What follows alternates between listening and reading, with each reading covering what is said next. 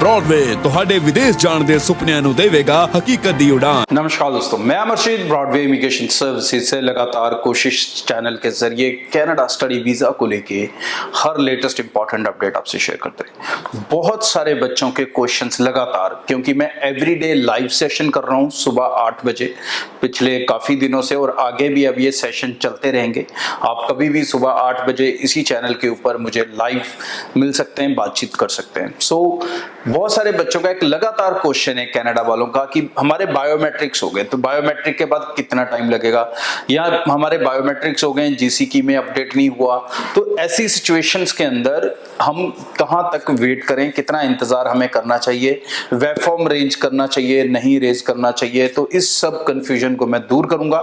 और इससे पहले बता दूं कि बहुत सारे बच्चे अभी भी जनवरी इनटेक को कैचअप करना चाहते हैं, तो हमारे पास गवर्नमेंट फंडेड एक कॉलेज है जिसमें आप जा सकते हैं। रेड डीर के अंदर रिक्वायरमेंट है 6.5 बैंड ओवरऑल चाहिए, सिर्फ एक में 5.5 चलेगा।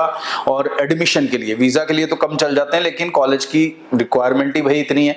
और 3 तरह के कोर्सेज हैं यहाँ पे, अर्ली चाइल्डहुड, बिजनेस कोर्स लेकिन विद मैथमेटिक्स, और computer course. Non medical, medical students के लिए बेस्ट ऑप्शन है, जा सकते हैं। कैलगरी के अंदर ये ऑप्शन है।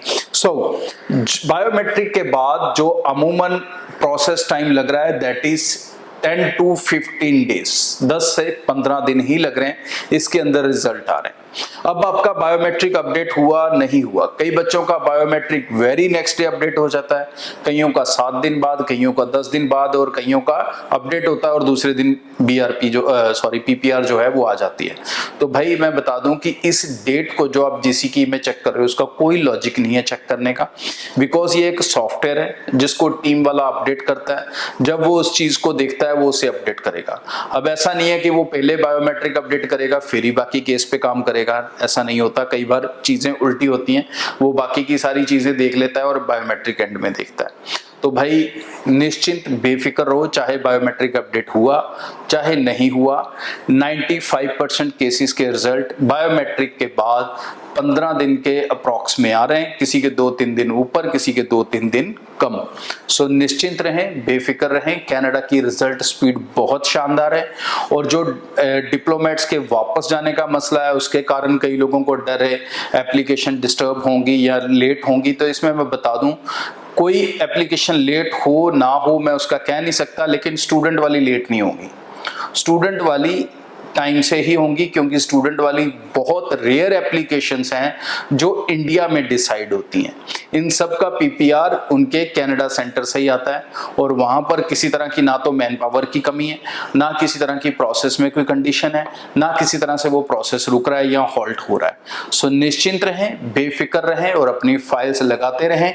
और जो बच्चे सितंबर इनटेक पकड़ना चाहते हैं, जो मैंने रिक्वायरमेंट बताई है, अगर आप पूरी करते हो तो ब्रॉडवे टीम को मिल सकते हो। सो यूके स्पाउस के साथ जाने वालों के लिए अगले दिस वीक, मतलब नॉट अगला, this week is only the last week option.